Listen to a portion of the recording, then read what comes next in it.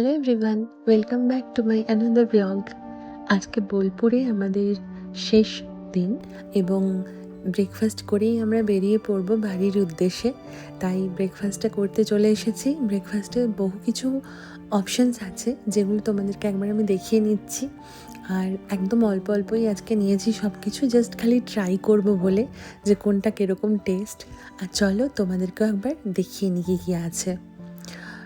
কালকের কচুরিটা আমার খুব ভালো লেগেছিলো এবং সেটা আজকেও দেখলাম করা হয়েছে, খাস্তা কচুরি। আলুর পরোটাটাও যথেষ্ট সুন্দর, আমি একটা স্লাইস নিয়েছিলাম।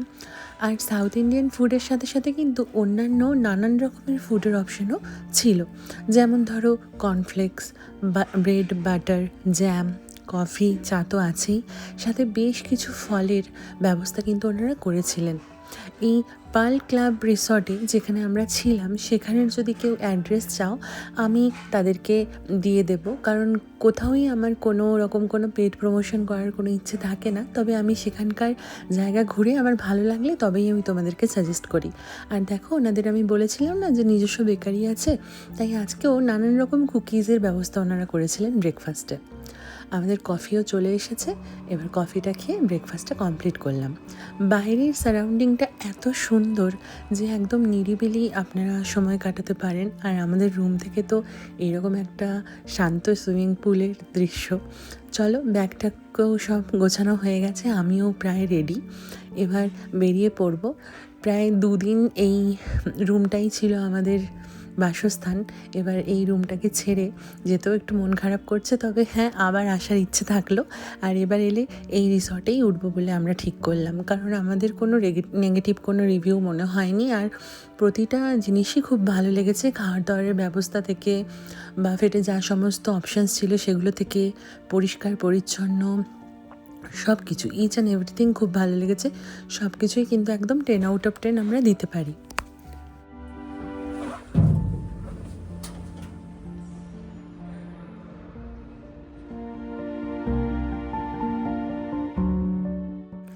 রিব আমাদের সমস্ত লাগেজগুলো গাড়িতে লোড করছে এবং রিসেপশনে কিছু কাজ করছে, তাই আমি এসেছি এদিকে তোমাদের সাথে এই সুন্দর সুন্দর ফুলগুলো শেয়ার করব বলে।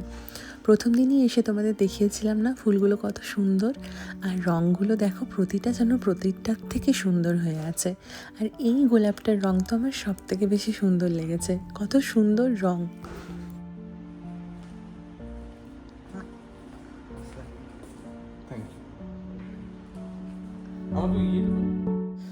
ওনারা আমাদেরকে একটা গিফট হ্যাম্পারও দিয়েছেন, যার মধ্যে কত সুন্দর সুন্দর সব চকলেট আছে।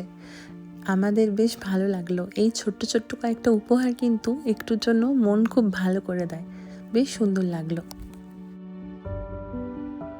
তাহলে চলো এবার বাড়ির দিকে বেরিয়ে পড়লাম আমরা।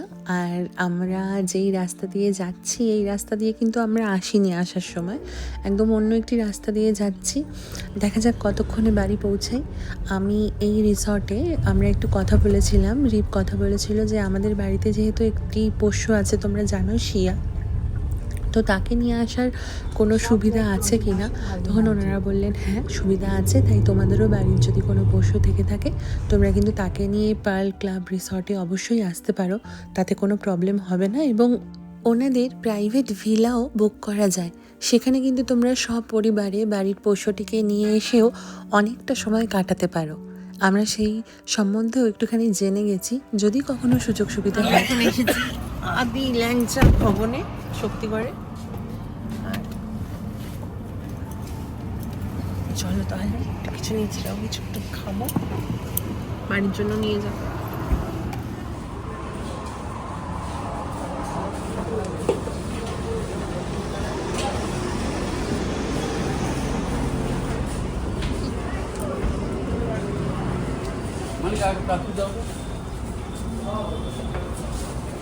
এটা ম্যাম 20, এটা 10। ও আচ্ছা, এক জায়গাতেই দিয়ে দিন আরেকটা। সোনালি প্যান্ট তো, সোনালি ওই বড় প্যান্ট গুলো।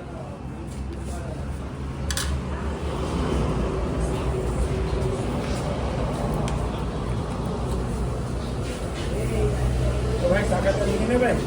হ্যাঁ।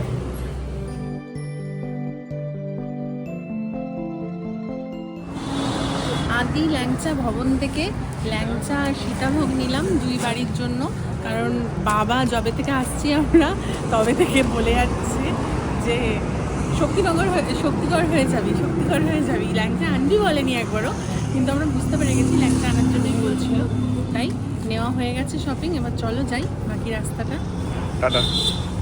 শক্তিগড়ের ল্যাংচা খেয়ে আমরা বেরিয়ে পড়েছি আবার। আর আমরা আমাদের এই বোলপুর তারাপীঠের ট্যুরে প্রচুর মিষ্টি নিয়ে যাচ্ছি বাড়িতে। আমি আর রিপতাই বলাবলি করছিলাম, আমরা প্রচুর মিষ্টি কিনেছি। এবার মিষ্টি কারো পক্ষে খাওয়াই ভালো নয়, আমার শ্বশুরমশাই, শাশুড়ি মা, আমার বাবা মা, মানে আমাদের পক্ষেও ইভেন, কিন্তু তবুও এখানকার মিষ্টি, গুড়ের মিষ্টি এতই ফেমাস শুনেছি, তাই প্রচুর মিষ্টি কেনাকাটি করে নিয়ে যাচ্ছি। আজকে এখান থেকে কিনলাম সীতাভোগ আর ল্যাংচা, আর প্যারা নিয়েছি, মন্ডা নিয়েছি, গোপালভোগ নিয়েছি, আর গুড় নিয়েছি এখান থেকে, ঝোলা গুড় এখানকার অথেন্টিক। তো এরকম মানে প্রচুর কেনাকাটির মধ্যে প্রচুর কেনাকাটি করেছি, তার মধ্যে মিষ্টিটা প্রচুর পরিমাণে কিনেছি। আর এখন অবধি যতটা এসেছি রাস্তাটা খুবই ভালো, মানে খুবই সুন্দর, খুবই স্মুথলি আমরা এসেছি। আর বাকি রাস্তাটাও দেখি, এখন বাজে 2:04, আর কখন বাড়ি পৌঁছেই দেখা যাক। মোটামুটি এই দিকের রুটটা নেওয়া এই ল্যাংচা কেনার জন্যই, তো সেই কাজটা কমপ্লিট হয়ে গেছে।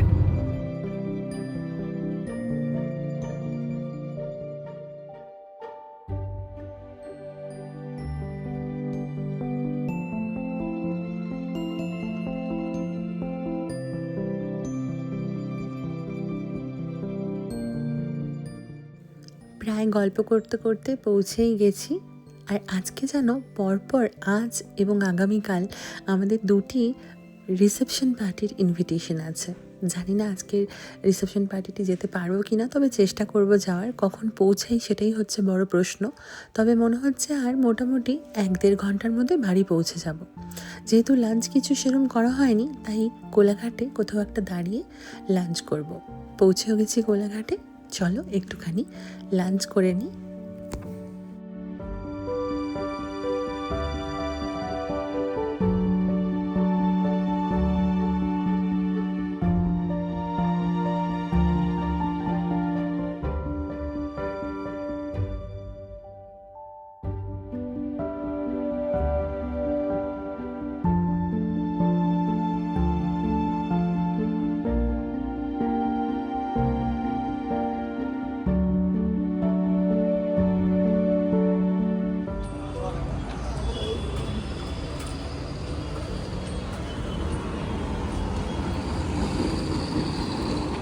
বেশ টানা অনেকক্ষণ ড্রাইভ করে একটুখানি আমরা টি ব্রেক নিতে দাঁড়িয়েছি লোধাশুলিতে।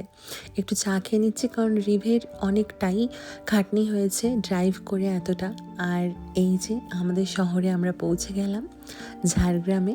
বেশ ভালো লাগছে, অনেকটা দিন বাইরে ছিলাম ঝাড়গ্রামের থেকে, এবং ঝাড়গ্রামে ঢোকার একটা আলাদাই আনন্দ, সেটা যারা এখানে থাকে এবং সকলেই হোম টাউনে আবার ফেরত আসা ঘুরে একটা আলাদা রকমই আনন্দ।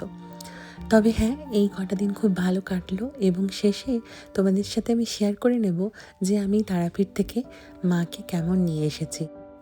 এই যে তোমাদের বলেছিলাম না, অনেক খোঁজাখুঁজি করে এই মাকে আমি পেয়েছি এবং আমার রুমে এনে রেখেছি। মা যেন তোমাদের সকলকে মঙ্গল করেন এবং আশীর্বাদ করেন, সকলের জীবন খুব ভালো হোক। আর সবাই খুব ভালো থেকো, সুস্থ থেকো। দেখা হবে আবার পরের কোনো ব্লগে। সবাই ভালো থেকো, টাটা।